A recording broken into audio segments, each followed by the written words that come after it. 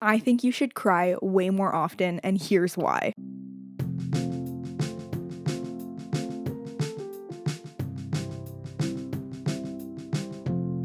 I have been having a lot of mental breakdowns recently, and by definition, I'm going to create my own right now and say that a mental breakdown to me is just a moment where you can't stop crying, where there's just so much being released out of your body. You can't make a lot of sense of it in the moment. Sometimes you don't even know why it's there or where it came from, but it's intense. We all certainly have mental breakdowns, I think. I think if you're not having mental breakdowns, then there's a lot being stored in your body, in your mind. Physically, that could be coming out in very negative ways through different symptoms like tight muscles and pain and aches and all of that. So I think mental breakdowns are very important. And in this episode, I will go over exactly why. But let this be your reminder that crying is good for you, and it's actually the way our nervous system resets itself. And so when I have a breakdown, it is an indication that something is off within me and I need to pay attention. So this is actually a rerun of an old episode I recorded in November of 2021. It's hilarious. It's a little cringy because I was 20 years old when I recorded this, but I actually love and still believe in everything I say in this episode, minus the fact that I say my love language is physical touch. Definitely not. But we already spoke about that in a different episode. I hope you enjoy, and remember to cry and share this with the people in your life who struggle to let the tears out. The men, the burly people, the closed off women. We all could use a good cry and a good shoulder to cry on too. Send it to a friend and say, I got you. If you need to cry with me, we can do it together.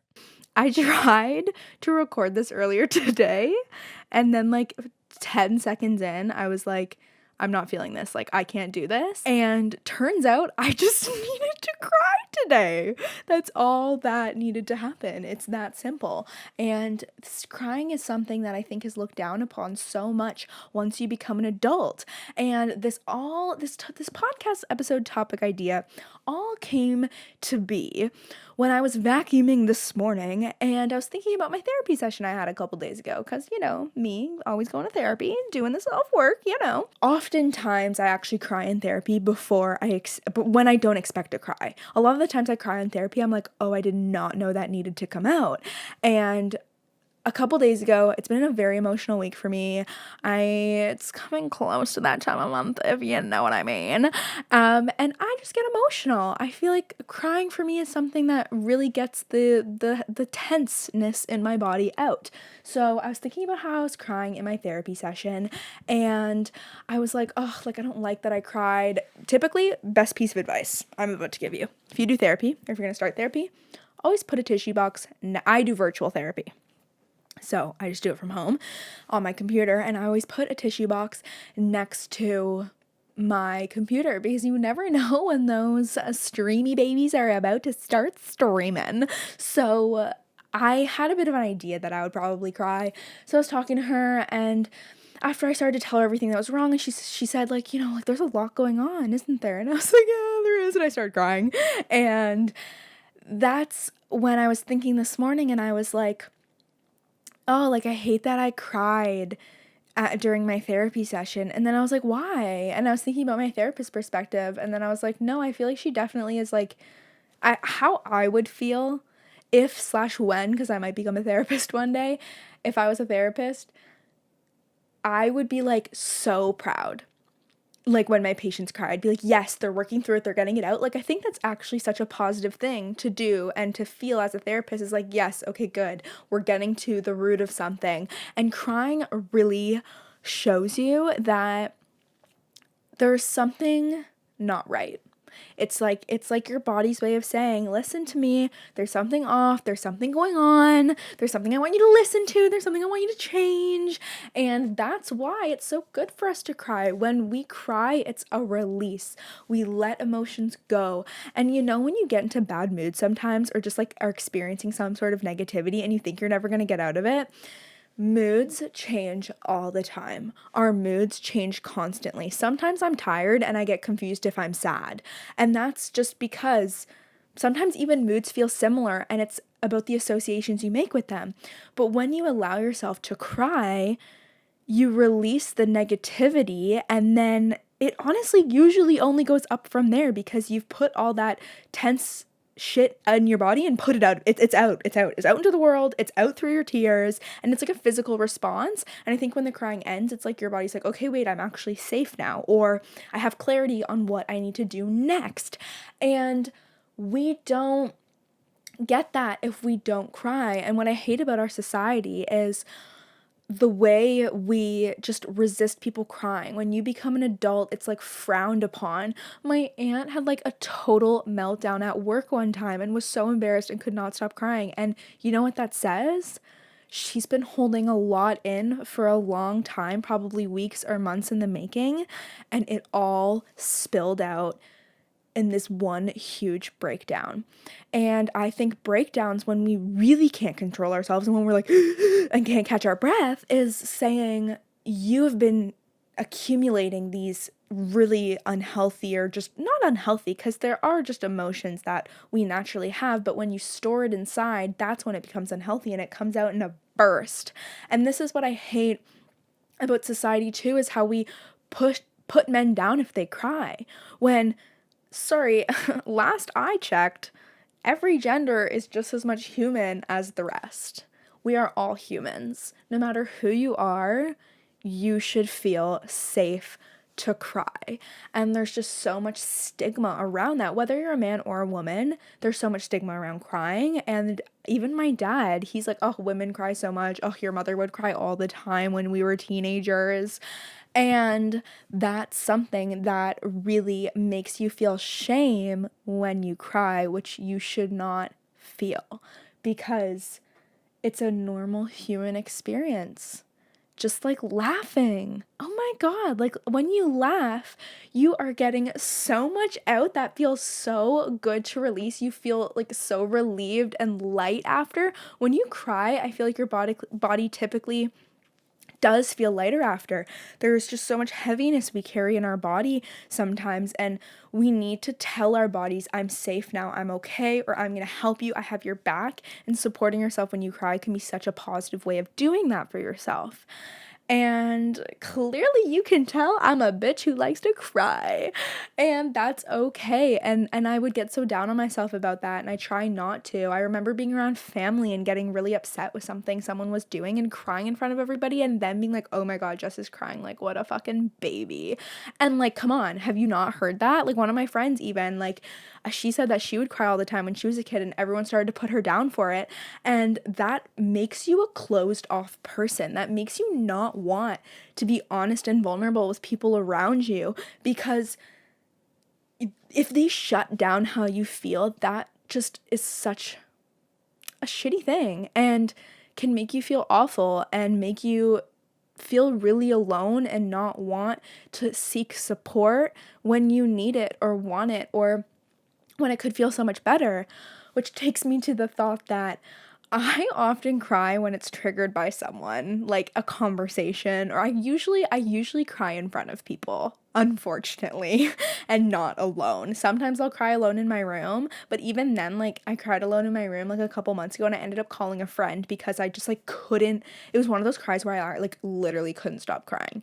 Well, I can give you a little hint what I was crying about. I'm a white person who has a lot of, white privilege because, well, I just simply have white privilege because I've been white my entire life, and that holds a different place in society than other people, which is really fucked up. And I had a really, really deep realization and understanding of this that I had never had before, and really noticing how people are treated differently based on their skin color. And I literally could not stop having a breakdown about this. Like the tears would not stop, and I was like, because I just felt so helpless too.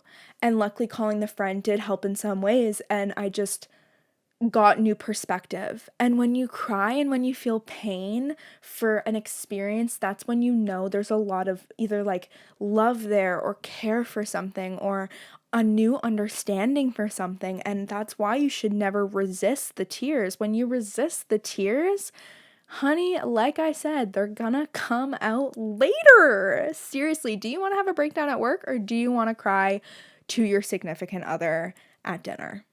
Maybe even in a restaurant. Oh my God, recently, my boyfriend and I was really intoxicated, to be fair. Like, I had drank a substantial amount. We were at a really nice fancy dinner, and I just like had so much love that I needed to like express, and like discussion about like a disagreement, or not even a disagreement, but just like there was some sad feelings involved, and I just got so passionate and was just like total tears streaming in a restaurant. And then I went to go to the bathroom, and our food came, and I think the waitress thought we broke up or something, and he was like, "She's just peeing." He's like, "You can't leave me stranded like that."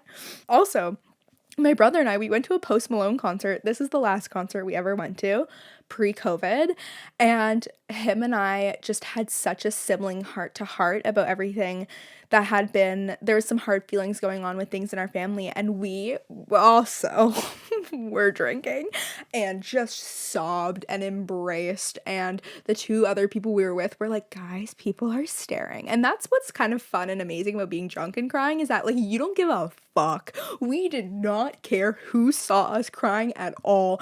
And I love that both of these instances were like with men in my life, because I love it when they can be vulnerable and open up, and like my heart breaks if I see one of them crying, but it just also just brings me comfort in knowing I can hold space for them and let them work through what they're feeling. Because like my boyfriend holds space for me all the time crying. I had like a week straight where I'm like, I have cried with you on FaceTime so many times, and like I feel awful, and he was like, "You're so cute. It's okay. I love you." And that's so important and such a beautiful thing. This actually made me think of when you're fighting with someone. Specifically, I had this experience with my brother. When you're fighting with someone, if you get to a point where it's really, really enraged and you're yelling, there are two ways you can fight. I really recommend the second one, but the first one is you can yell and you can be angry. The second one is you can be vulnerable and you can cry. Listen to me now. Mad is sad's bodyguard. When you're mad, typically you're masking hurt and sad feelings deep down. So when you're fighting, you can either scream and be angry, and the other person's gonna get defensive, and you're both just gonna be like two walls banging into each other because no one's gonna get anywhere. My brother and I did this one time, and then what flipped the entire switch is I started crying, and his whole facial expression changed, his whole experience changed, and he softened, and in seeing my pain, he softened, because I was just upset and I was just hurt by something he did. And when he didn't see me yelling and pointing and saying, "Fuck you, fuck you, fuck you," and just saw me cry and say, "I'm so hurt," the entire fight changed to a conversation, to hugs, to "I'm so sorry," to "I want to hear you, I want you to hear me, I want us to be able to talk about our opinions."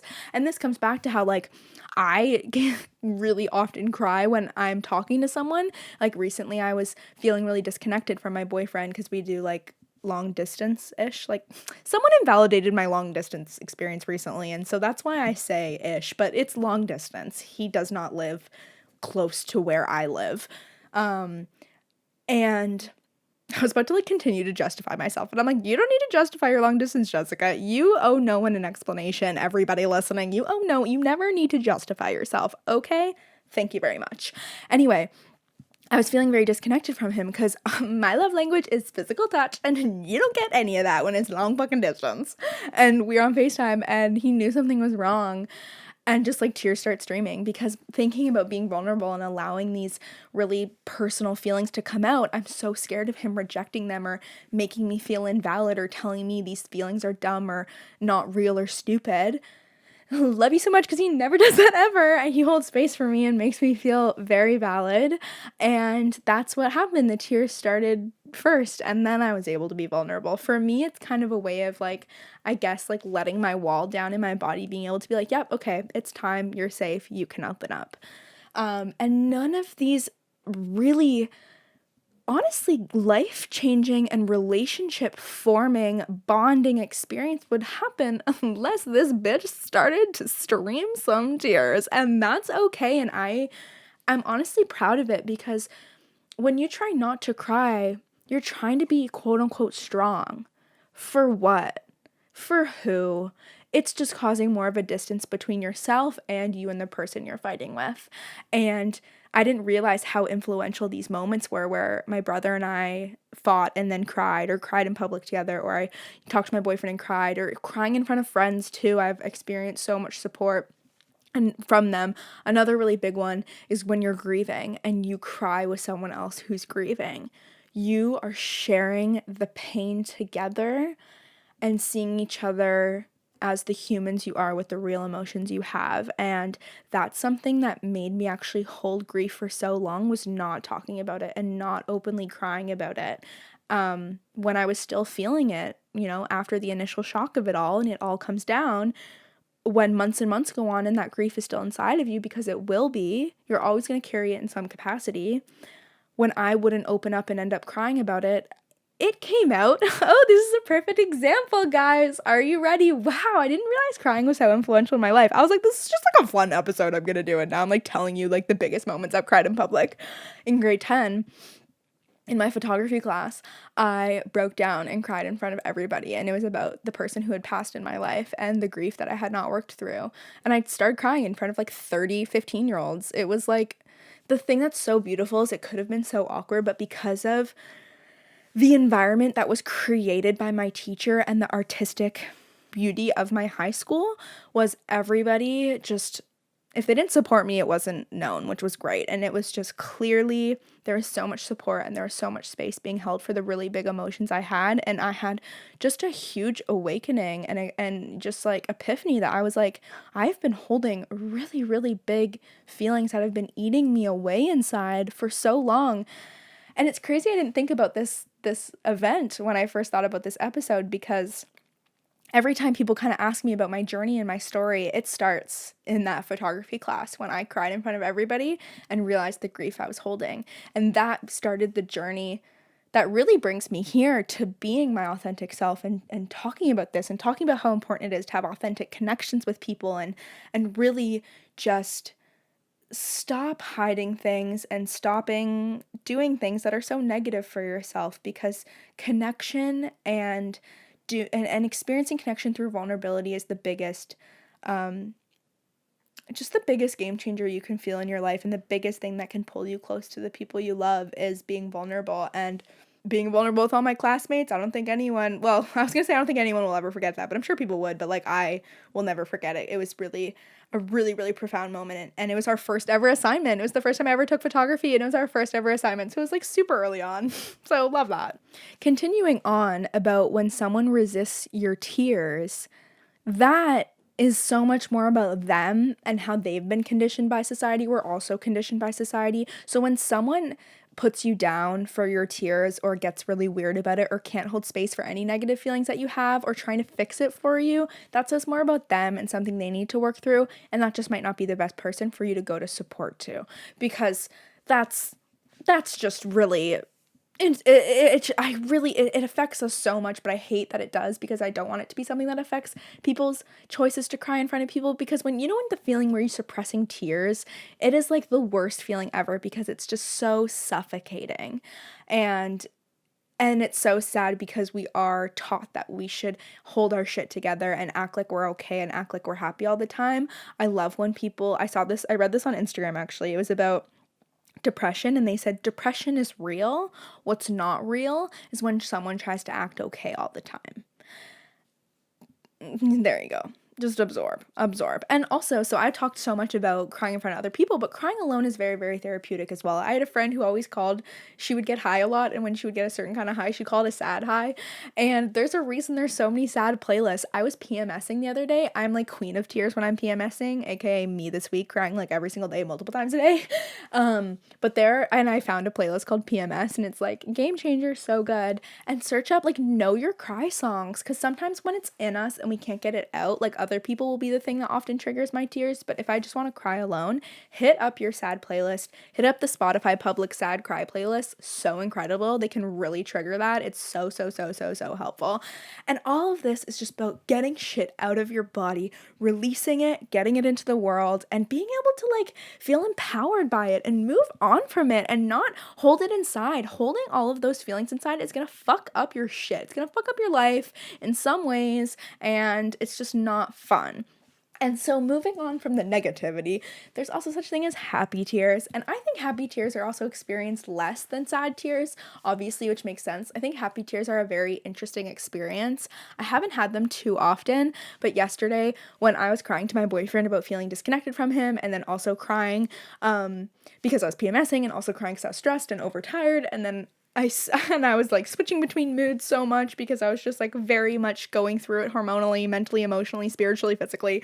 Anyway, I started crying because I was like, I just love you, and like you help my life so much, and like you help me, like, I feel more myself around you. And I just started crying happy tears because I was just like so happy about his presence in my life. And I think that is something that can be so profound as well. And like I've had happy tears like watching a musical and just being so immersed in the storyline and the experience. And then they played this beautiful song. It's Once. The musical is called Once, and the song that I cried to is Falling Slowly. Live music can just really bring out those emotions. And these are the things that I genuinely live for. I did not realize until recording this episode that these points of vulnerability in my life are the things that hold such immense joy. And I'm so glad I made this episode because I did not expect to feel such a connection with the experience of crying. But listen, ladies and gents and everybody, let your tears stream. Let your tears stream. And if someone rejects your tears, they're not team you, and they can go fuck themselves. So thank you so much for listening.